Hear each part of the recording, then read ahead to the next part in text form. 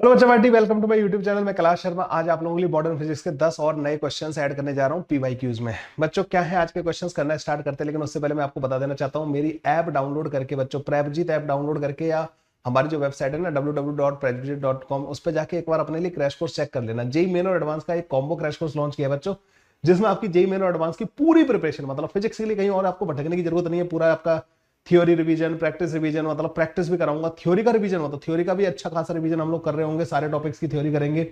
साथ ही साथ बच्चों आप लोगों के लिए मॉक टेस्ट वगैरह मैंने डिजाइन कर रखे हैं और जे एडवांस की प्रैक्टिस सेशन प्लान कर रखे हैं बच्चों। ये सब कुछ आप लोगों को एक ही क्रैश कोर्स में मिल जाएगा। अगर 18 जनवरी से पहले आप लोगों ने इस क्रैश कोर्स को ज्वाइन कर लिया, जो combo crash course for JEE Main and advance है बच्चों, 18 जनवरी से पहले ज्वाइन करना है बच्चों, तो आपको एडवांस तक कोई कोर्स नहीं परचेज करना है, सब कुछ इसी में कवर हो जाएगा, जेई मेन और एडवांस की फिजिक्स का। चलिए बच्चों स्टार्ट करते हैं। चेक जरूर कर लेना एक बार, कॉम जो अर्ली बर्ड ऑफर चल रहा है ना 18 जनवरी तक, उसको अवेल करना मत भूलना।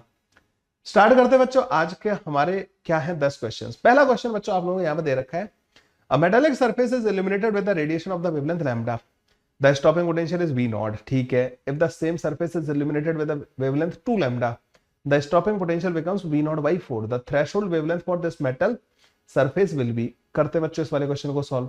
थ्रेशोल्ड वेवलेंथ पूछ रहे हैं।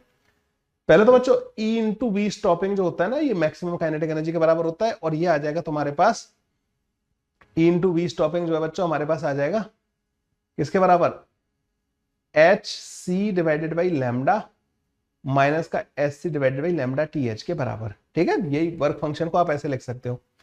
अब इन्होंने क्या कर दिया कि वेवलेंथ को इन्होंने डबल कर दिया, तो स्टॉपिंग पोटेंशियल बच्चों वी नॉट बाई 4 के बराबर हो गया है, is equal to S C divide by 2 lambda minus का S C divide by lambda T H. ठीक है, ओके।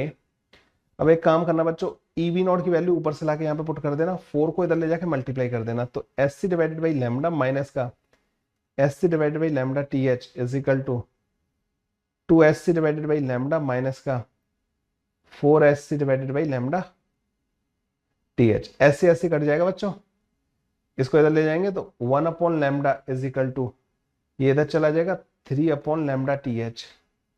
तो बच्चों लैम्डा टी एच जो आएगा ना, वो 3 लैम्डा के बराबर आ जाएगा, एंड डी ऑप्शन बच्चों हमारा करेक्ट ऑप्शन हो जाएगा। ठीक है, ऐसे करके बच्चों ये वाला क्वेश्चन हमारा सॉल्व हो जाएगा। Let's move to the next question बच्चों। चलिए बच्चों नेक्स्ट क्वेश्चन करते हैं। The angular momentum for the electron in the Bohr orbit is l, if the electron is assumed to revolve in the second orbit of the hydrogen atom, then the change in the angular momentum will be। देखो बच्चों Bohr orbit जो होती है ना, उसको समझो। Bohr orbit होती है n इक्वल टू 1 को हम बोर ऑर्बिट बोलते हैं। जब n इक्वल टू 1 होता है ना बच्चों, उसको बोर ऑर्बिट बोलते हैं। तो L1 जो है इन्होंने L के बराबर बोला है। आपको पता है एंगुलर मोमेंटम क्या होता है, NH ओवर 2 पाई के बराबर। n की वैल्यू 1 रख दोगे, H ओवर 2 पाई के बराबर हो जाएगा। अब n इक्वल टू 2 में एंगुलर मोमेंटम क्या हो जाएगा, L2, तो ये 2H डिवाइडेड बाई 2 पाई के बराबर हो जाएगा, मतलब ये 2L के बराबर हो गया। तो चेंज कितना आ जाएगा बच्चों, L के बराबर। तो change in the angular momentum बच्चों L के बराबर आ जाएगा, और सी ऑप्शन बच्चों हमारा करेक्ट ऑप्शन आ जाएगा। ठीक है, चलिए बच्चों नेक्स्ट क्वेश्चन देखते हैं। The kinetic energy of an electron, alpha particle and the proton are given as 4k, 2k and k respectively. The de Broglie wavelength associated with electron followers. देखो electron की kinetic energy 4k दे रखी है, alpha particle की बच्चों 2k दे रखी है, और प्रोटॉन की k दे रखी है। लैम्डा जो होता है ना, वो h अपॉन रूट के अंदर 2m इंटू k होता है। भाई इलेक्ट्रॉन का मास तो बहुत ही छोटा होता है, किससे, प्रोटॉन के मास से, है ना, और प्रोटॉन का मास अल्फा पार्टिकल से छोटा होता है। ठीक है, तो इलेक्ट्रॉन का मास, अब काइनेटिक एनर्जी में इतना बड़ा डिफरेंस नहीं है इनकी में ना, तो इलेक्ट्रॉन का मास बहुत छोटा होता है, तो उसका लैम्डा सबसे बड़ा आएगा, तो लैम्डा ऑफ इलेक्ट्रॉन बच्चों सबसे बड़ा होगा। फिर बच्चों यहाँ पे आ जाओ, प्रोटॉन अल्फा पार्टिकल का मास जो है ना, लैम्डा ऑफ अल्फा पार्टिकल जो आएगा ना, एच अपॉन रूट के अंदर 2m, m को रख देना बच्चों 4m, मतलब प्रोटॉन का मास m मान लेना, तो 4m इंटू के इसका 2k के बराबर दे रखा है। लैम्डा ऑफ प्रोटॉन जो आएगा ना, h अपॉन रूट के अंदर 2 इंटू एम इंटू के। ठीक है, प्रोटॉन की काइनेटिक एनर्जी k दे रखी है और उसका मास m मान लेना। तो ऑब्वियस बात है, यहाँ पे मुझे क्लियरली दिखाई दे रहा है कि लैम्डा ऑफ अल्फा पार्टिकल जो है ना, छोटा होगा लैम्डा ऑफ द प्रोटॉन से। तो lambda of proton then lambda of alpha particle. ठीक है, प्रोटॉन का लैम्डा ज्यादा आएगा, इसका डिनोमिनेटर छोटा आ रहा है ना, तो lambda electron greater than lambda proton. Okay, C option बच्चों करेक्ट ऑप्शन हमारे पास आ जाएगा। नेक्स्ट क्वेश्चन, अगले क्वेश्चन में चलते हैं बच्चों। यहाँ से शायद हमारे ना numerical value type question start होंगे। The radius of the fifth orbit of the Li plus plus is this, take the radius of the hydrogen atom this, अब इन्होंने बोला नहीं कि फर्स्ट ऑर्बिट की ना, फर्स्ट ऑर्बिट की जो हाइड्रोजन एटम की जो रेडियस होती है ना 0.51 एंगस्ट्रॉम लेनी है। तो इस टाइप के क्वेश्चन में बच्चे जनरली अटक जाते हैं। वैसे मैं पहले भी बता चुका हूं, इस टाइप के क्वेश्चन को याद रखने का, रेडियस का जेड और एन पे कैसे डिपेंडेंस होता है वो याद रखने का एक तरीका पता है। एनर्जी जो होती है ना बच्चों, वो Z square upon N square के प्रोपोर्शनल होती है। तो पोटेंशियल एनर्जी भी Z square upon N square के प्रोपोर्शनल होगी। पोटेंशियल एनर्जी को लिख सकता हूं मैं के Z E square divided by R, ये directly proportional to Z square upon N square होगी। तो आर जो है ना बच्चों directly proportional to N square upon Z आ जाता है। ठीक है, इस तरीके से याद रखोगे आसान रहेगा। तो जो इसका रेडियस पूछा है ना बच्चों, इसका एन कितना है, इन्होंने बोला फिफ्थ ऑर्बिट, तो 5 का स्क्वायर, जेड कितना लिथियम का 3 के बराबर, और हाइड्रोजन एटम का जो रेडियस है आर नॉट जिसको बोल रहा हूं, वो क्या आएगा बच्चों, वो आएगा फर्स्ट ऑर्बिट का स्क्वायर डिवाइडेड बाई हाइड्रोजन का, तो जेड भी 1 के बराबर होता है। तो r equal to 25 divided by 3 r not के बराबर आ जाएगा। 25 डिवाइडेड बाई 3 इंटू 0.51, 1751.17। ठीक है, तो आर की वैल्यू आ जाएगी बच्चों 17 पंजे 85, 17 दूनी 34 और 8 42, 4.25। इसको लिख दूंगा मैं 425 इंटू 10⁻⁻² एंगस्ट्रॉम। 12 में कन्वर्ट कर लेना, मीटर में आ जाएगा तो 12 आ जाएगा, तो 425 आ रहा होगा। ये आंसर आ जाएगा बच्चों इस वाले का ना, 425, and that is the correct answer. अगले वाले क्वेश्चन पे आ जाओ बच्चों। An electron in the hydrogen atom revolves around its nucleus with speed 6.76 into 10⁻⁶ metre per second. तो एक इलेक्ट्रॉन है बच्चों हाइड्रोजन एटम में, न्यूक्लियस के अराउंड घूम रहा है इस स्पीड से। ठीक है, okay. In an orbit of radius 0.52 angstrom, the magnetic field produced at the nucleus of the hydrogen atom is। Magnetic field के बारे में बच्चों बात कर रहे हैं हमसे ना, ये खतरनाक क्वेश्चन है। ओके, थोड़ा सा सर्कल वर्कल बनाना पड़ेगा मेरे को ना, यहाँ पे सर्कल, अरे यार कलर, सर्कल, हो ये तो भर गया, इसमें कलर ही भर दिया इसमें। ब्लैक कर दे इसको, लाइन कलर येलो रख, फिल कलर ब्लैक। क्या चल रहा है रुको 1 मिनट ना बच्चों।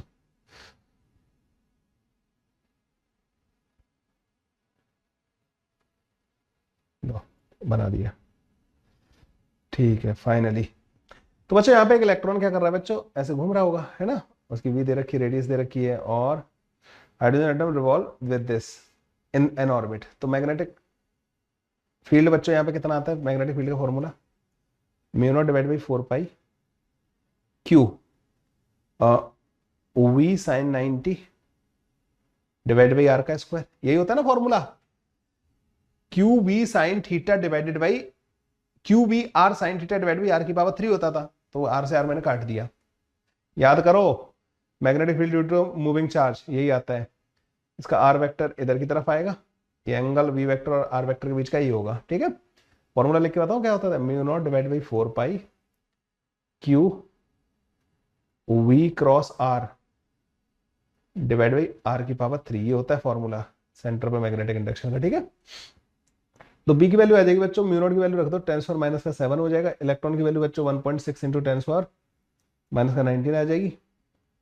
वी की वैल्यू बच्चों पुट कर दो, यहाँ पे वी कितना दे रखा है 6.76 इंटू 10⁻⁶ आ जाएगी। ठीक है, this divided by radius 0.52 into 0.52 into 10⁻⁻20। ठीक है, -20, एक ये काटेगा इसको, इसको और इसको। ठीक है, ओके। तो बी की वैल्यू जो आएगी ना बच्चों, द मैग्नेटिक फील्ड की वैल्यू टेस्ला में जो आएगी, कुछ काटापीटी हो सकती है यहां से और आगे, 13 चौक 52 और 13 चौक 52। ठीक है, एक इस पॉइंट को सेट कर देना यहाँ पे ना, 676 डिवाइडेड बाई अब यहाँ आ जाएगा ये 0.13 इंटू 0.13। एक मिनट ना यार, बड़ा कैलकुलेशन मुझे बहुत दुखी करती है। 13 इंटू 13, 13 पंजे 65, 13 दूनी 26, आओ 13 चौक 52, 40। टेस्ला बच्चों आंसर आ रहा होगा। Yes that's the correct answer. 40 बच्चों यहाँ पे पुट कर दो। ओके चलिए बच्चों अगले वाले क्वेश्चन पे चलते हैं। यहाँ पे दे रखा है बच्चों, as per the given figure A, B, C are the first, second and the third excited energy level of the hydrogen atom respectively. In the ratio of the two wavelength, lambda 1, lambda 2 is 7/4n, ठीक है। Then the value of the n will be, तो lambda 1 और lambda 2 की ratio दे रखी है इन्होंने ना, और ये ABC क्या है, first, second and the third excited energy level. ये इंपॉर्टेंट है बच्चों, these are excited energy level. तो ये n इक्वल टू बच्चों 2 है, ये n इक्वल टू 3 है और ये n इक्वल टू 4 है। भाई n इक्वल टू 1 को ग्राउंड स्टेट बोलते हैं, n इक्वल टू 2 को फर्स्ट एक्साइटेड स्टेट बोलते हैं, ठीक है। Excited state, this word is important, इसलिए बच्चों ना, तो 1/λ2 जो आएगा ना बच्चों, वो आएगा हमारे पास r 1/9 माइनस का 1/16, ठीक है। 1/λ1 जो आएगा ना बच्चों, वो r 1/4 माइनस का 1/9, ऐसा आ जाएगा। दोनों को कर दो बच्चों divide, λ1 divide by λ2 comes out to be 16 into 9 ले लेना यहाँ पे एलसीएम। 16 में से 9 गया तो 7 बचेगा, 7 डिवाइड बाई 9 इंटू 16। यहाँ पे आएगा बच्चों 9 में से 4 माइनस किया 5, और यहाँ पे बचेगा 4 इंटू 9, ठीक है। तो 9 से 9 काट देंगे, इसको 4 टाइम्स काट देंगे, तो 7 डिवाइड बाई 20 आ रहा होगा। तो n की वैल्यू बच्चों 5 के बराबर आ जाएगी, ठीक है। n की वैल्यू बच्चों 5 के बराबर हमारे पास आ रही होगी, ठीक है। ऐसे सॉल्व हो जाएगा ये वाला क्वेश्चन जो है। अगले वाले क्वेश्चन पे चलते हैं बच्चों। An atom absorb a photon of wavelength 500 nanometer and emit another photon of wavelength 600 nanometer। अच्छा 500 नैनोमीटर का एब्जॉर्ब किया, 600 का एमिट किया था। Net energy absorb by the atom in this process is this. क्या बात कर रहे हो, इतना इजी क्वेश्चन भाई। जितनी एब्जॉर्ब की उसमें से एमिट वाली माइनस कर दो, तो डेल्टा ई जो आएगा ना बच्चों, जो एनर्जी एब्जॉर्ब हुई, s C divided by lambda जो एब्जॉर्ब किया, that s C divide by lambda 2, ठीक है। एस सी की वैल्यू आ जाएगी 6.6 इंटू 10 माइनस का 34, 3 इंटू 10⁸, 1/500 माइनस का 1/600, और ये नीचे नैनोमीटर में आ रहा है, तो 10 माइनस का 9 और आ जाएगा इधर ना। ओके चलिए बच्चों अब इसको सॉल्व करना स्टार्ट करते हैं। पहले तो मुझे एक काम और करना है कि यहाँ पे इलेक्ट्रॉन वोल्ट में इसको कन्वर्ट कर लेना है। यहाँ पे 3 आ रखा है ऑलरेडी, है ना, तो इसको काटो बच्चों, ये बनेगा 6.6 इंटू 10 माइनस का 17 इंटू 3 इंटू, इसकी वैल्यू आ जाएगी यहाँ 3000 एलसीएम ले लेना, तो 6 माइनस का 5, तो 6 माइनस का 5 डिवाइड बाई 3000, और यहाँ नीचे आ रहा होगा इलेक्ट्रॉन वोल्ट बच्चों, ई से ऊपर मल्टीप्लाई कर देना, तो यहाँ 1.6 इंटू 10 माइनस का 19 से मल्टीप्लाई करना, ठीक है। ये बन जाएगा हमारे पास ना। अब इससे 1000 आ जाएगा बच्चों यहाँ पे, ओके, 1 2 0, और ये इसको काट देंगे, ठीक है। अब हम क्या करेंगे, इसको लिखेंगे 6.6 डिवाइडेड बाई 1.6, और नीचे 10 और है बच्चों ना, इंटू 10 इलेक्ट्रॉन वोल्ट, ठीक है। तो 16 बन जाएगा, तो 16 चौक 64, ठीक है, 16 चौक 64 आ गया, 20, 16 एकम 16, ठीक है, 40 बचेगा, 16 दूनी 32, 8 16 पंजे 80, ये बन रहा होगा बच्चा ना। तो डेल्टा ई जो आएगा इलेक्ट्रॉन वोल्ट में होगा बच्चे, तो 4125 इंटू 10⁻⁻⁴ माइनस का 4 इलेक्ट्रॉन वोल्ट के बराबर हमारा आंसर आ रहा होगा। तो 4125 बच्चों इसका आंसर हो जाएगा। 4125 will be the answer to this question. बड़ा ही मतलब थोड़ी सी भी अगर इसमें कैलकुलेशन मिस्टेक कर दी, चीजें गड़बड़ हो जाएंगी। चलिए बच्चों नेक्स्ट क्वेश्चन पे चलते हैं। A monochromatic light is incident on a hydrogen sample in ground state. तो मोनोक्रोमेटिक लाइट बच्चों हाइड्रोजन सैंपल पे आ रही है ग्राउंड स्टेट में। The hydrogen atom absorb a fraction of the light and subsequently emit the 6 different wavelength. The frequency of the incident light is this hertz, value बतानी है आपको। देखो बच्चों 6 डिफरेंट वेवलेंथ एमिट कर रहा है, तो मतलब NC2 ये 6 के बराबर होना चाहिए, तो n की वैल्यू आ जाएगी बच्चों 4 के बराबर। तो फोर्थ एनर्जी लेवल में जा रहा है वो, n इक्वल टू 4 में जा रहा है, n इक्वल टू 1, ये n इक्वल टू 2 हो गया, और ये n इक्वल टू 3 हो गया बच्चों, और ये n इक्वल टू 4 तक जा रहा है, तो यहां से हमें 4 तक भेजना है, ठीक है। तो hydrogen atom absorb a fraction of light and subsequently emit radiation of 6 different wavelength, मतलब n equal to 4 is the highest energy level. The frequency of the incident light is, तो बच्चों इतनी होनी चाहिए कि n equal to 1 से n equal to 4 में एक फोटोन जो है इसको भेज पाए, ठीक है। तो h इंटू न्यू जो आएगा ना बच्चों, वो energy of the fourth orbit minus का energy of the first orbit आ जाएगा। तो फोर्थ ऑर्बिट की जो एनर्जी होती है बच्चों माइनस का 13.6 इलेक्ट्रॉन वोल्ट डिवाइडेड बाई 16, और ये होती है बच्चों माइनस का 13.6 के बराबर, ठीक है। ऐसा आ जाएगा हमारे पास। न्यू की वैल्यू बतानी है बस हमें ना, न्यू की वैल्यू, एच की वैल्यू उन्होंने इलेक्ट्रॉन वोल्ट वगैरह में ही दे रखी है, तो न्यू आ जाएगा बच्चों हमारे पास 13.6 इंटू 15 डिवाइडेड बाई 16, एच की वैल्यू आ जाएगी बच्चों 4.25 इंटू 10 माइनस का 15 के बराबर, ठीक है।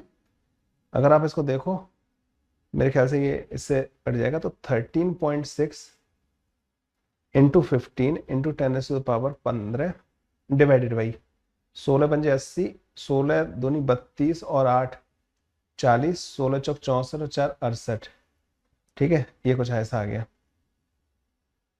ये शायद इसको 5 बार काट देगा और ये 3 बार काट देगा।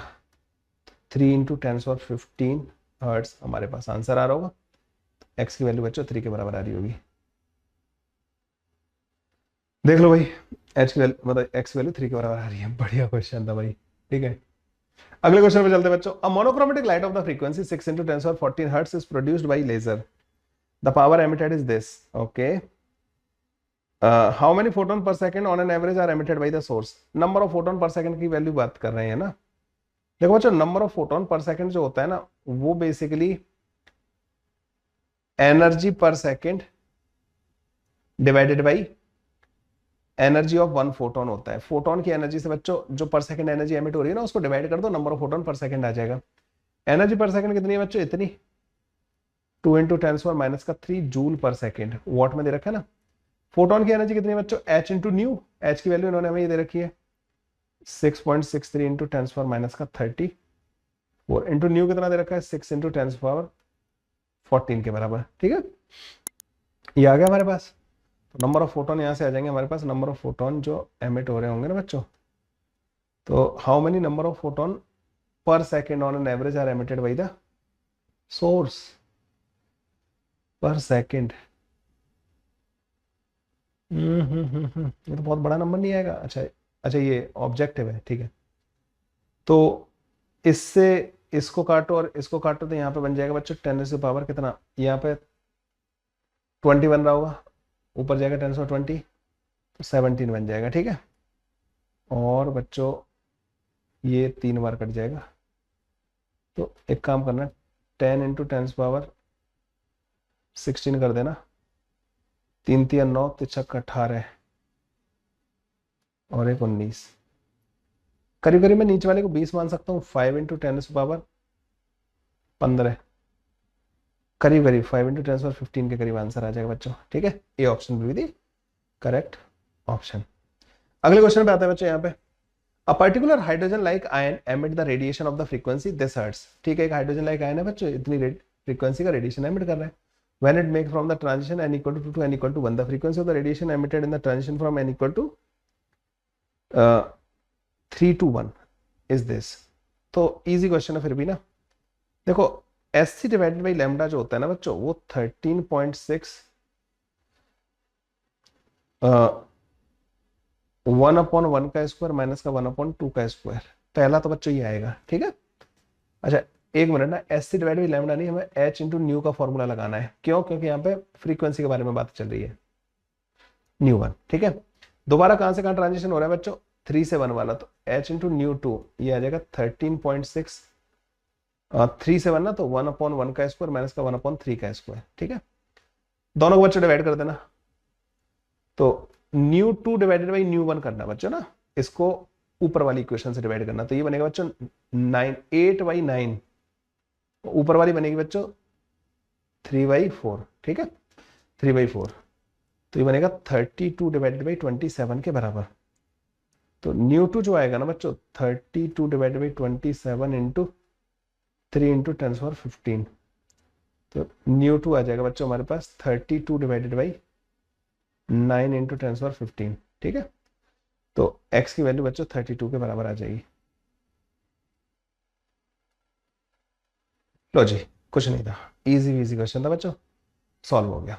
कैसे लगे बच्चों ये 10 के 10 क्वेश्चंस? उम्मीद करता हूँ बहुत ही ज्यादा मतलब हेल्पफुल सीरीज चल रही होगी आप लोगों के लिए। कमेंट करते रहिए, बताते रहिए आप कैसा फील कर रहे हैं, दूसरों के साथ शेयर करते रहिए बच्चों, आपको बहुत कुछ सीखने को मिलेगा हमारी इस सीरीज से। मिलते हैं बच्चों नेक्स्ट वीडियो में, तब तक के लिए bye bye, take care, thank you.